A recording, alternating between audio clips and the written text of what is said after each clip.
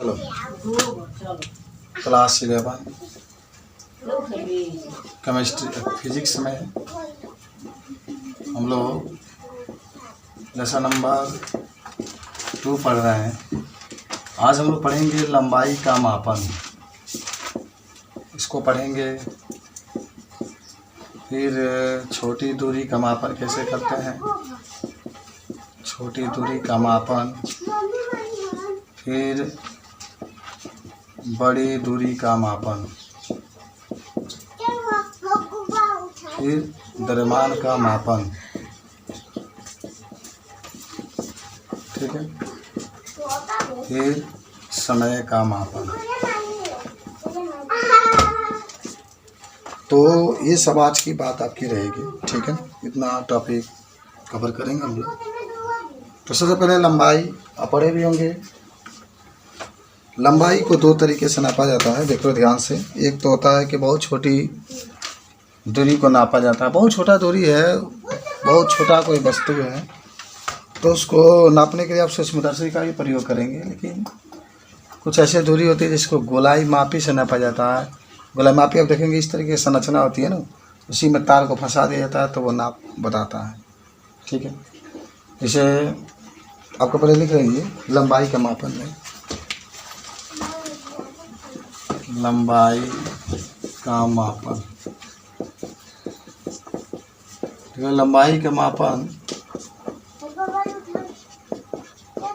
कई विधियों से किया जाता है, याद रख लेना। कई विधियों से किया जाता है तथा छोटे और बड़ी लंबाई को या दूरी को अलग अलग तरीके से नापा जाता है तथा छोटी और बड़ी दूरियों को अलग अलग विधि से नापा जाता है। अलग अलग विधि से नापा जाता है।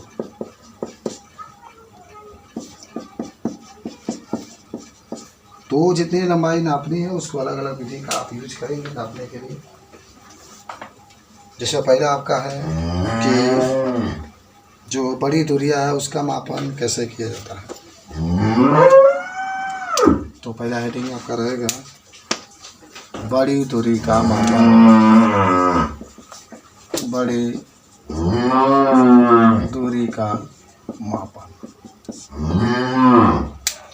बड़ी दूरी का मतलब जानते हो ना, जैसे यहाँ से चंद्रमा के बीच की दूरी नापना है, सूरज के बीच की दूरी नापना है। बहुत बड़े बड़े ये दूरी है ना, इसके बीच की दूरी इंच टेप से तो नाप नहीं सकते।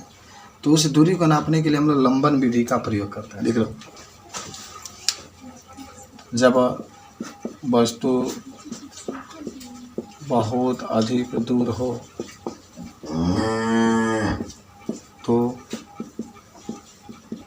उसे नापने के लिए लंबन विधि का प्रयोग करते हैं।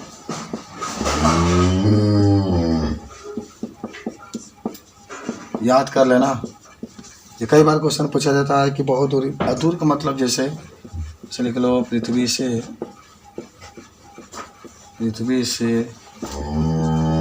चंद्रमा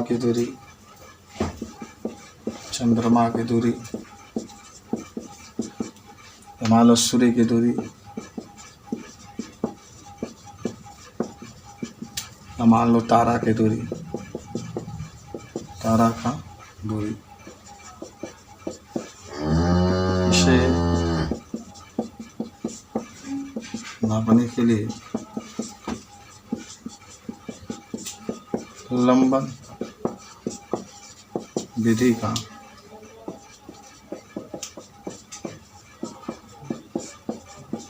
प्रयोग करते हैं। तो जो भी बड़ी दूरियां होती है उसको नापने के लिए हम लोग इसका प्रयोग करते हैं। समझ रहे हो? तो इस तरीके से आप बता सकते हैं। जैसे मान लो कि यहाँ पर आपको कोई वस्तु है, या सन है या सूरज है, उसको नाप रहे हैं आप। पहले धरती पे एक जगह खड़े हो जाएंगे, मान लो ए स्थान पर खड़े हो गए, फिर आपने बी दूरी चला और बी पर चले गए, फिर यहाँ से आपने देखा और एक कोण थीटा बन रहा है, तो इसके बीच की दूरी आपको निकालना है कैपिटल डी।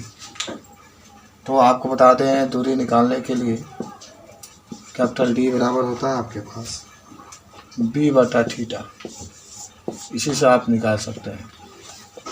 पहले समझो इसको एक बार। देखो,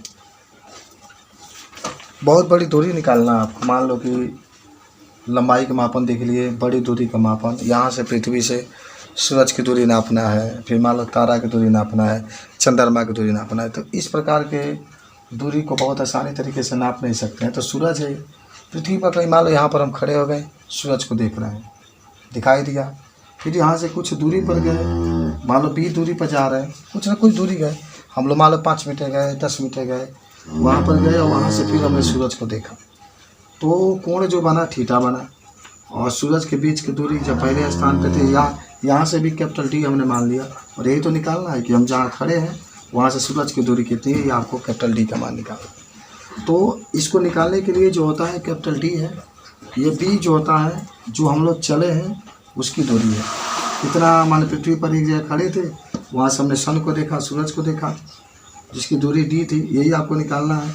हमने यहाँ से स्मॉल बी दूरी तय करते हुए यहाँ पर आया, यहाँ से फिर मैंने सूरज को देखा तो थीटा कोण बना। तो दूरी निकालने के लिए बी बटा थीटा। बी क्या है, बी क्या है बता सकते हैं? बी माने जितना हम लोग दूरी चले हैं वो आपका है। बी जो है जितना दूरी चले हैं वो आपका है। लिख सकते हैं कि बी माने डी तो आपको निकालना है। बी धरती पर यानी पृथ्वी पर जितना दूरी चले हैं ये है, और थीटा क्या आपका है, कोण है। थीटा क्या है, कोण है। समझिए बात को क्या बताएं हम। हाँ, यहाँ पर सूरज है, हम पृथ्वी पर खड़े होकर के सूरज को देख रहे हैं, फिर कुछ दूरी गए, बी दूरी गए, वहाँ से देखे तो जो कोण बनेगा और इसके बीच को निकाल सकते हैं कि बड़ी दूरी है। तो इसको नोट करें। चलो न्यूमेरिकल बता दिए। हाँ तो चलिए देख लीजिए उदाहरण है। देखो, यदि हम पृथ्वी पर एक स्थान से दूसरे स्थान पर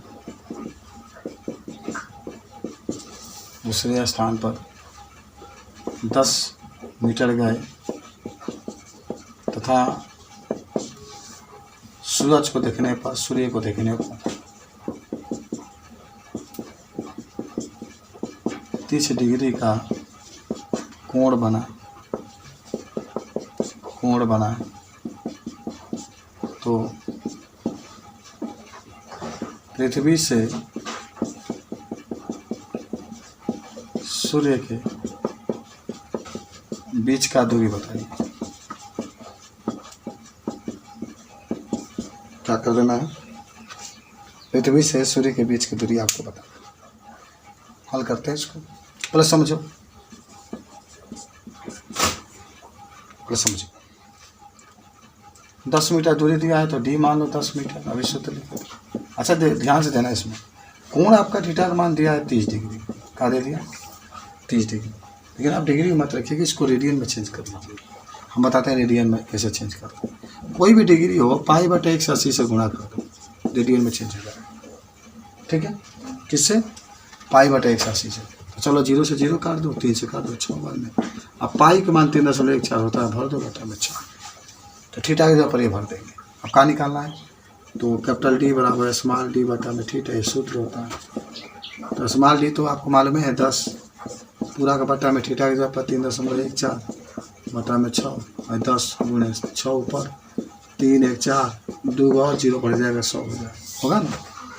अरे मान लो 10 के बाद 2 अंक है तो कहाँ हो जाएगा, 6 1 बढ़ा कर 2 1, ये 3 0 बढ़ा लेंगे आगे बटा में 314। और अब 6000 में 314 से किनारे भाग दे देना, ये वो हमें लेके जाओ 314 कम 314 10 में 4 गया 4, 9 में से 1 जाएगा 8, और यहाँ 5 में 3 जाएगा 2, 1 0 बढ़ा लो। और फिर इसको लेके जाओ तुम 8 1 हमारा 8 3 का 24, 9 कम 9 9 3 9 4 37 9 कम 9 3 12 27, 9 बार हमको लगता है चला जाएगा, 9 4 37 का 6, 9 कम 9 और 9 3 12 का 2, 9 3 27 1 28, हाँ चला जाएगा आपका। 10 में 6 जाएगा 4, और यहाँ पर बच जाएगा 5, 5 में से 2 जाएगा 3, हाँ और एक खेला खत्म हो गया। दशमलव बढ़ा दो 0, एक बार में लेके जाओ तो हमारे पास आ गया 9.1 मीटर लिख सकते हैं यहाँ पर। तो इस तरीके से इसको हम लोग क्या कर सकते हैं, कुछ समझे, एक बार और समझे इसको। कभी भी सवाल अगर देगा डिग्री में तो रेडियन में जरूर कह रहा है कि यदि हम पृथ्वी पर एक स्थान से दूसरे स्थान पर 10 मीटर जाते हैं तो स्मॉल डी का मान 10 मीटर हम लिख लेंगे। अभी आपने चित्र भी बनाया था, इस तरीके से बनाए थे ना, इस तरीके से। तो यहाँ से यहाँ तक गए तो कितना मीटर है, स्मॉल डी लिख रहे थे ना, तो वही तो है 10 मीटर, हमने 10 मीटर लिख दिया यहाँ पर। थीटा यहाँ पर जो कोण बन रहा था 30 डिग्री है, तो पृथ्वी से सूर्य के बीच की दूरी आपको निकालना है। तो कैपिटल टी बराबर इतना होता है, लेकिन इसको हमेशा रेडियन में बदलना पड़ेगा। डिग्री है तो रेडियन में बदलने के लिए अच्छा कहीं लिख देना, नहीं तो भुला जाओगे तुम लोग।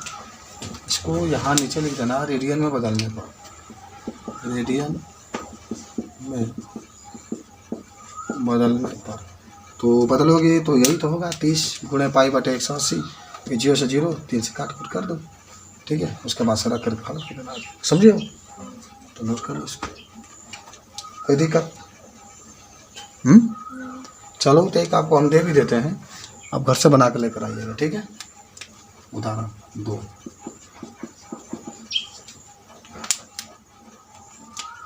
यदि हम पृथ्वी पर एक स्थान से दूसरे स्थान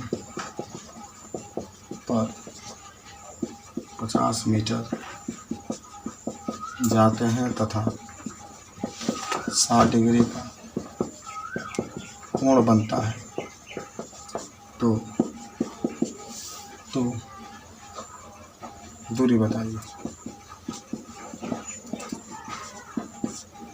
तो पृथ्वी से सूर्य का दूरी बताइए। ओके, नोट करिए ना। देखो ज़रा सोचो कि बहुत छोटी सी दूरी है, तो हम उसको नापने के लिए सूक्ष्मदर्शी का प्रयोग करते हैं, याद है ना। अब 12 में जाएगा तो सूक्ष्मदर्शी को बहुत विस्तार से पढ़ेंगे। तो सूक्ष्मदर्शी का प्रयोग करते हैं, लेकिन बहुत ऐसी वस्तुएं होती हैं जो इतने सूक्ष्म होती है कि हम उसे सूक्ष्मदर्शी से भी नहीं देख सकते हैं, इतनी छोटी दूरियां होती है। उसको स्पष्ट रूप से हम लोग सूक्ष्मदर्शी से भी नहीं देख सकते हैं। तो उसको देखने के लिए हम लोग इलेक्ट्रॉन सूक्ष्मदर्शी का प्रयोग करते हैं, क्योंकि इलेक्ट्रॉन सूक्ष्मदर्शी का जो पावर होता है वह 1000 गुना सूक्ष्मदर्शी से अधिक होता है। तो लिखो इसमें, देखो अति सूक्ष्म वस्तुओं को प्राय सूक्ष्मदर्शी के सहायता से देखा जा सकता है, लेकिन कभी कभी बहुत ऐसी वस्तुएं होती है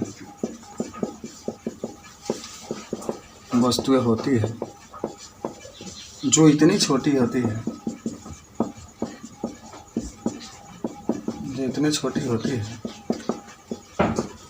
कि उसे सूक्ष्मदर्शी से भी नहीं देखा जा सकता है, से भी नहीं देखा जा सकता है। इसे देखने के लिए इलेक्ट्रॉन सूक्ष्मदर्शी का प्रयोग करते हैं। इलेक्ट्रॉन सूक्ष्मदर्शी का प्रयोग करते हैं,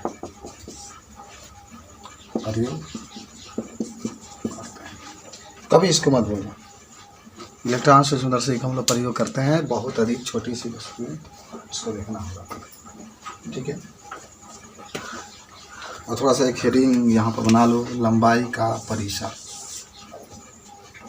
यहाँ पर लिखते हैं लंबाई, अच्छा यहाँ पर लिखो लंबाई का परिसर। आपको पढ़ा भी दिया लेकिन फिर भी लिखा देते हैं कि अगर आपसे कोई पूछे एक फर्मी क्या होता है, 10 के ऊपर -15 मीटर। और अगर एक एंगस्ट्रॉन कोई कहा, एक एंगस्ट्रॉन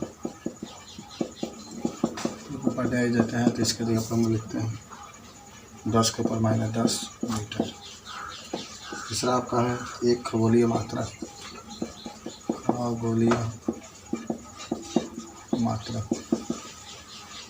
होता है 1.496 × 10 के ऊपर 11 मीटर। 4 नंबर एक प्रकाश वर्ष, सब दूरी का मात्रक है।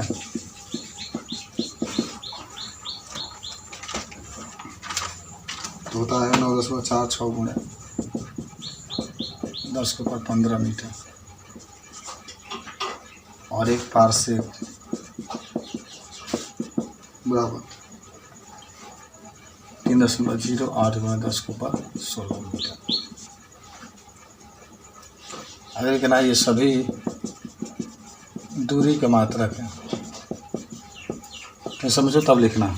रुको 1 मिनट, देखो ये कई बार प्रश्न पूछा जाता है। सुनो इधर सुनो कि फर्मी में कितने, थोड़ा सा मिस्टेक हो गया है, 15 ये रहेगा। एक फर्मी में कितने मीटर होते हैं? तो देखो सुनो इधर, प और फ दोनों एक लगाता है, आता है ना, प और फ। तो जब फर्मी कहेगा तो 15 वाला याद रखिएगा, 10 को -15। एंगस्ट्रॉन याद होगा 10 को -10 होता है। और जब भी खगोलीय मात्रा कहेगा तो सब पॉजिटिव होता है, बहुत बड़ा मात्रा है ये, बहुत छोटा मात्रा है दूरी का, क्योंकि माइनस में 10 को -15 है तो दूरी का सबसे छोटा मात्रा है। इतना छोटा होगा जिसकी कल्पना नहीं कर सकते क्योंकि माइनस में। और ये खगोलीय मात्रा बड़ा मात्रा है 10 के ऊपर 11, इसलिए ये भी बड़ा मात्रा है 10 के ऊपर 15, इसलिए सबसे बड़ा याद रखना आज कि दूरी का सबसे बड़ा जो बड़ा जो मात्रा होता है उसका नाम होता है पारसेक, क्योंकि 10 के ऊपर 16 है। 3.0 × 10, 3.08 × 10 के ऊपर 16। ये याद करना कॉम्पिटिशन में। एक बार तो नीट में पूछ दिया था कि एक फर्मी में कितने मीटर होता है, तो 10 को -15 मीटर। तो नोट कर लो लंबाई के परिसर आपके पास। देखो हम आपको बताते हैं, आप जा कर के इसको घर पर एक बार रिपीट कर लीजिएगा कि लंबाई के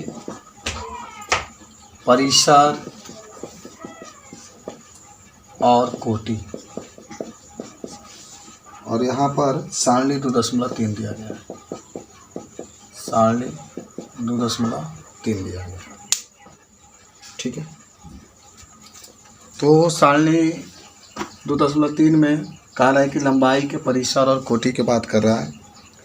तो प्रोटॉन की आप देखो दिया है, प्रोटॉन की जो लंबाई होती है आप किताब में से देख लीजिएगा उसको।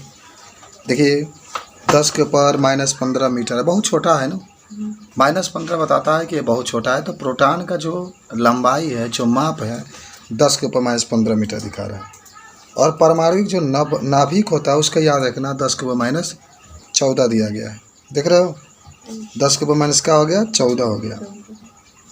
हाइड्रोजन अणु का आकार 10 के ऊपर -10 दिया है। जीवाणु की लंबाई याद कर लेना 10 के ऊपर -8 मीटर। प्रकाश के तरंग 10 के ऊपर -7। लाल रुधिर कणिकाओं का आकार 10 के ऊपर -5। किसी कागज की मोटाई है 10 के ऊपर -4। समुद्र तल से माउंट एवरेस्ट की ऊंचाई है 10 के ऊपर 4। और देखो 10 के ऊपर 4 का मतलब बहुत हुआ ना, एक के आगे 4 जीरो बढ़ा लेना। और पृथ्वी की त्रिज्या है 10 के ऊपर 7 लगभग। चंद्रमा की पृथ्वी से दूरी याद कर लो 10 के ऊपर 8। सूर्य से पृथ्वी की दूरी 10 के ऊपर 11। सूर्य से प्लेटो की दूरी देखो कितना अधिक दूरी है, सूर्य से भी दूरी इसके अधिक है, 10 के ऊपर 13। और आकाश गंगा की जो दूरी देखिए 10 के ऊपर 21 है। और पृथ्वी से जो एल्ड्रोमेडा मंदाकिनी की दूरी 10 के ऊपर 22 है। और प्रेक्षित विश्व की परिसीमा की दूरी, पूरा विश्व जो फैला हुआ है, पूरा संसार जो फैला हुआ है उसका दूरी जो है 10 के ऊपर 26 है। पूरा विश्व की कोई दूरी पूछेगा, लंबाई पूछेगा कितना है, तो आप कहेंगे सर 10 के ऊपर 26 होता है। कुछ याद हुआ इसके बारे में, बता सकते हैं ना आप? चलो आ जाओ बाबू, द्रव्यमान का मापन।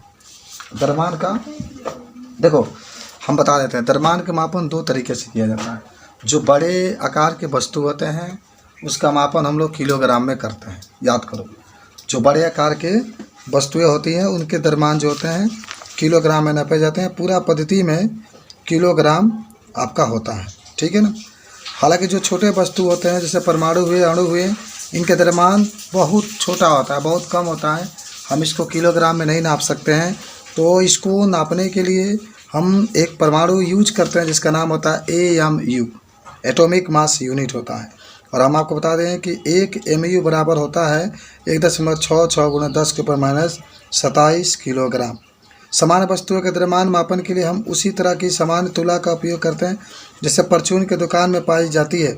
विश्व में पाए जाने वाले विशाल पिंडों जैसे ग्रहों, तारों आदि का द्रव्यमान ज्ञात करने के लिए हम न्यूटन के गुरुत्वाकर्षण नियम का उपयोग करते हैं।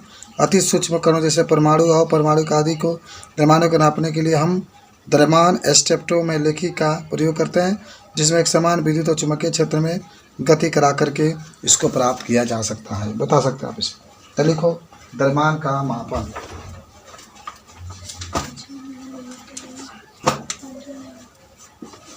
द्रव्यमान का मापन देख सकते हो कि द्रव्यमान का मापन अलग अलग विधियों से किया जाता है। लेकिन किसी वस्तु के द्रव्यमान का मापन अलग अलग विधि से किया जाता है, अलग अलग विधि से किया जाता है, क्योंकि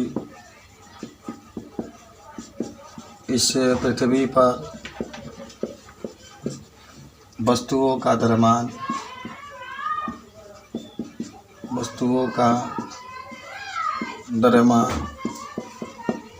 एक समान नहीं है, कुछ वस्तुएं का द्रव्यमान अधिक है तो कुछ वस्तुओं का द्रव्यमान बहुत कम है।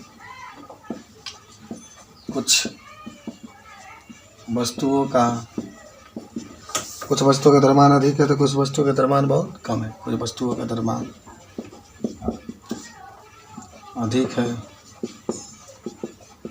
तो कुछ वस्तुओं का द्रव्यमान बहुत कम है, तो कुछ वस्तुओं का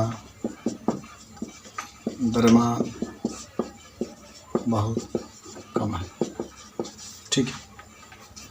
तो हम आपको बता दें कि बड़े जो वस्तु होते हैं उसको नापने के लिए किसका प्रयोग करते हैं, किलोग्राम का। तो नोट कर लो, लिख लो। पहला, बड़े वस्तु के द्रव्यमान का मापन, ठीक है ना, कि बड़े वस्तुओं का द्रव्यमान थोड़ा सा अधिक होता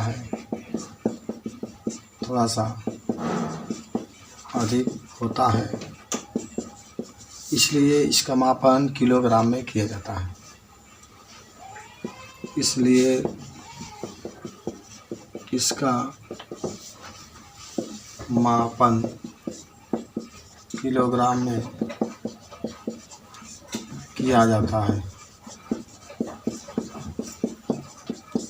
किसमें किया जाता है, किलोग्राम में किया जाता है। जैसे सोना हुआ, चांदी हुए, लोहा हुआ इत्यादि। सोना, चांदी, लोहा इत्यादि के बारे में आप लिख सकते, थोड़ा सा लिख लो नोट पॉइंट में। बहुत बड़े वस्तुएं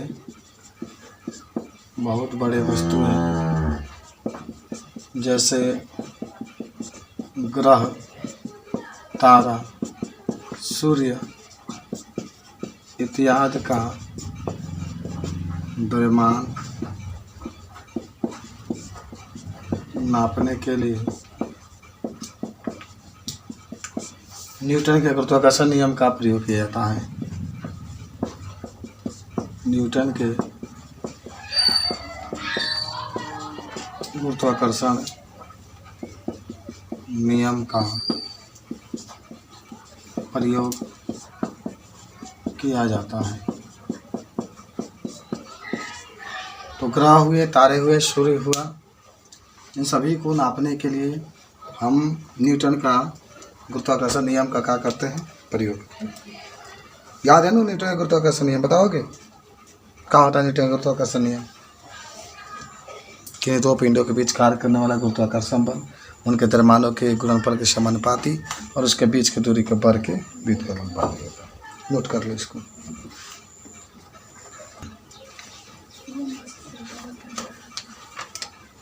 छोटे वस्तुओं के द्रव्यमान का मापन, देख लो, बहुत अधिक छोटे वस्तुओं का द्रव्यमान बहुत अधिक छोटे वस्तुएं जैसे अणु, परमाणु, इलेक्ट्रॉन, प्रोटॉन, न्यूट्रॉन का द्रव्यमान का मापन, द्रव्यमान का मापन किलोग्राम में नहीं कर सकते, ये ध्यान रखना। ये बहुत छोटे कण होते हैं ना, तो इनका मापन किलोग्राम में कर सकते हैं? नहीं कर सकते। द्रव्यमान का मापन किलोग्राम में नहीं कर सकते हैं। इनका मापन AMU या U में करते हैं। अच्छा, AMU का पूरा नाम जानते हो ना? Atomic mass unit. इसी को आज के युग में तो भाई पन्ना की बहुत कमी है ना, तो इसके जगह पर केवल U लिख दिया जाता है। केवल U लिख देंगे तभी इसको भी हम लोग AMU कहते हैं। ठीक है, अच्छा लिख लेना कि 1 MU बराबर 1.66 में 10⁻27 किलोग्राम होता है। कहीं भी आपको दिखाई दे देना तो इससे गुणा कर देना। ठीक है, अच्छा तो लिख लो। एक और इसमें बातें लिख लेना। सबसे लास्ट बात इसमें रहती है नोट में कि बहुत सूक्ष्म वस्तुओं की दूरी को नापने के लिए हम लोग एक यंत्र का प्रयोग करते हैं जिसका नाम है द्रव्यमान स्पेक्ट्रोमेट्री। ठीक है ना, लिख लेना। बहुत छोटी वस्तु के द्रव्यमान का मापन, द्रव्यमान का लिखा, द्रव्यमान द्रव्यमान स्पेक्ट्रम लिखी, द्रव्यमान स्पेक्ट्रम लिखी का प्रयोग करते हैं, का प्रयोग करते हैं। याद करो सब। ठीक है, अब हम लोग आते हैं अब द्रव्यमान के परास। कुछ बातें आप जरूर याद रखेंगे। द्रव्यमान के परास कहेगा द्रव्यमान के परास। हमसे कहा कि बताओ 1 किलोग्राम में कितने ग्राम? तो 1000 ग्राम। 1 ग्राम में कितने मिलीग्राम? 10⁻³ मिलीग्राम। 1 ग्राम में कितने माइक्रोग्राम? 10⁻6 ग्राम। 1 ग्राम में कितने नैनोग्राम? तो 10⁻9 ग्राम। 1 ग्राम में कितने पिकोग्राम? 10⁻12। 10 कुंटल। ये सब याद कर लेना, लिख लो फटाक दे। द्रव्यमान के परास में देखो सारणी आपका दिया गया है, इसी में से बस आपको देख लेना है। सारणी है 2.4। सारणी याद कर लो, 2.4 आपका है। क्या पूछा है जरा देख लो। द्रव्यमान की परास की बात कर रहा है, तो इलेक्ट्रॉन का द्रव्यमान देखो 10⁻³ किलोग्राम। याद कर लेना, लगभग होता है इलेक्ट्रॉन का द्रव्यमान। प्रोटॉन का द्रव्यमान थोड़ा सा बड़ा होता है ना, देखो 10 के माइनस 27। कोई पूछे कि 10 के माइनस 30 में या 10 के माइनस 27 में कौन बड़ा है तो क्या कहोगे? हाँ, माइनस में ना, इसलिए प्लस होता तो 30 बड़ा होता। तो इलेक्ट्रॉन का द्रव्यमान 10 के माइनस 30 है, प्रोटॉन का द्रव्यमान 10 के माइनस 27 है। यूरेनियम जो परमाणु होता है जिसको आप यू से प्रदर्शित करते हैं, 92 इसका परमाणु क्रमांक होता है, 10 के माइनस 25 है। लाल रुधिर कणिक कोशिकाएं जो हमारे अंदर है 10 के ऊपर माइनस 13 दिया जाएगा, 13 है। धूल कण इतना बड़ा लिखा है मत पूछो। धूल कण जो है ना 10 के ऊपर माइनस 9 है। वर्षा के बूंदे जो हैं देख रहा हूँ उनका जो आकार होता है 10 के माइनस 6 है। मच्छर मच्छर मच्छर मच्छर मच्छर उसका वजन अगर मैंने तौलोगे तो कौड़ी पर रख करके तो 10 के ऊपर माइनस कितना है 5 ग्राम। भाई कम वजन। अंगूर खाते हो ना, 10 एक अंगूर निकालोगे 10 के माइनस 3 ग्राम। मानव का वजन 10 के ऊपर 2 यानी 100 किलो है। हाँ जी सुनी तो 1 से 2 किलो हो जाएगी, तो ये बात आपका है। मानव 100 किलो का होता है, 10 के ऊपर 2 आपका दिखा रहा है इसमें। और ऑटोमोबाइल माने जानते हो ना, ऑटोमोबाइल माने मोटरसाइकिल वगैरह या जो ऑटो टेम्पो होता है 1000 किलोग्राम होता है। बोइंग 747 वायुयान है 10 के ऊपर 8। चंद्रमा 10 के ऊपर 23। देखो चंद्रमा का वजन कितना है। पृथ्वी का वजन देखो 10 के ऊपर 25 है। बाप रे, वजन करो तो कौड़ी पर रखो पृथ्वी को 10 के ऊपर 25 किलोग्राम।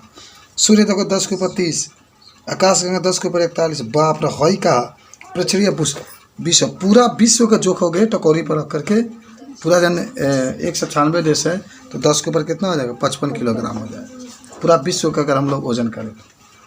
ठीक है, अब आ जाते हैं फटाक से समय का मापन लिख लो। चलो, समय का मापन डायरेक्टली लिख लो। समय के मापन भी अलग अलग विधियों से किया जाता है। समय का मापन भी अलग अलग विधियों से किया जाता है। कल हम लोग छुट्टी पढ़ने वाले हैं, ठीक है, कल तो छुट्टी रहेगा। समय का मापन भी अलग अलग विधियों से किया जाता है। पहला देखो, बड़े समय का मापन। बड़े समय का मापन कहोगे कि बड़े समय का मापन किससे किया जाता है? किलो करें, घंटा में, सेकेंड में, मिनट में किया जाता है। लिख लो कि बड़े समय का मापन मिनट, घंटा या सेकेंड में किया जाता है, या सेकेंड में किया जाता है। चलो ठीक है। छोटे समय का मापन आज किस में करोगे? छोटे समय का मापन कर सकते हो। छोटे समय का मापन सेकेंड में, माइक्रो सेकेंड में या पिको सेकेंड में किया जाता है। छोटे समय का मापन मिली सेकेंड, माइक्रो सेकेंड और पिको सेकेंड में किया जाता है।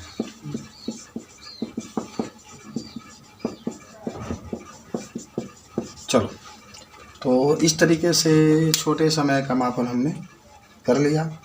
और एक और समय का परास भी दिया है। वैसे तो समय का परास आप लोग याद करेंगे। अब लेता है कि समय का परास वैसे याद कर लेना कि 1 सेकेंड, 1 घंटा में कितने सेकेंड? 3600 सेकेंड। 1 मिनट में कितने सेकेंड? 60 सेकेंड। 1 वर्ष में कितने सेकेंड? 86,400। 1 दिन में कितने घंटा? 24 घंटे। ठीक है। और 1 सेकेंड में, 1 मिली सेकेंड में कितने सेकेंड? 1 मिली सेकेंड बराबर 10 को माइनस 3 सेकेंड। 1 पिको सेकेंड बराबर 10 को माइनस 12 सेकेंड। 1 नैनो सेकेंड बराबर 10 को माइनस 9 सेकेंड। सब याद कर लेना। तो कुछ बातें आपने देखा यहाँ पर, देखो पहले समझ लो। समय अंतरालों के परास की एक कोटि। देखो, किसी अत्यधिक अस्थायी कण का जीवन काल 10 के ऊपर माइनस 24 सेकेंड, बहुत कम हुआ। सारणी आपके 2.5 है, यहाँ पर देख लेना सारणी 2.5 में कि जो अस्थायी कण होता है उसका जीवन काल तो बहुत कम होता है, 10⁻²⁴। प्रकाश द्वारा नाभिकीय दूरी के तय करने में लगा समय 10⁻22। एक्स किरणों का आवर्तकाल 10⁻19। परमाणुक कंपनों का आवर्तकाल 10⁻15 और प्रकाश तरंग का आवर्तकाल 10⁻15 इसका भी होता है, देख लेना। रेडियो तरंग का आवर्तकाल 10⁻6। ध्वनि तरंग जो मैं बोलता हूँ उसका आवर्तकाल समय जो होता है 10⁻3। मानव जैसे धड़कन जो धड़कता है 10⁻0। 10⁻0 का मतलब 1 सेकेंड, 1 सेकेंड का समय लगता है। तब दिल का हमारा क्या होता है, धड़कता है। प्रकाश के चंद्रमा से पृथ्वी तक आने में देख लो 10⁻0 1 सेकेंड का इसका भी समय लगता है। प्रकाश के सूर्य से पृथ्वी तक आने में लगा समय 10⁻100 सेकेंड का समय लग जाता है। पृथ्वी को सूर्य से पृथ्वी तक आने में, पृथ्वी का अपना पूरा चक्कर लगाने में कितना, लगभग 10⁻5। और पृथ्वी पर परिक्रमा काल होता है 10⁻7। प्रकाश के समीप तारों में पृथ्वी तक आने में लगा समय 10⁻8। और मानव का औसत जीवन काल 10⁻9। इतना बरस तक मानव जी सकता है। मिस्र के पिरामिडों की आयु कितना है, 10⁻11। डायनासोर के विलुप्त होने के बाद बीता समय कितना समय बीत गया, 10⁻15। और विश्व की पूरा आयु 10⁻17। 10⁻17 के बाद पूरा संसार समाप्त हो जाएगा, मर उड़ जाएगा, उन्हें खत्म हो जाएगा। गाय भैंस बकरा बकरी जितने सब खत्म हो जाएगा 10⁻17 बरस के बाद। खाली क्या बचेगा, माटी उटी बचेगा, गाय को गोबर। देख लो।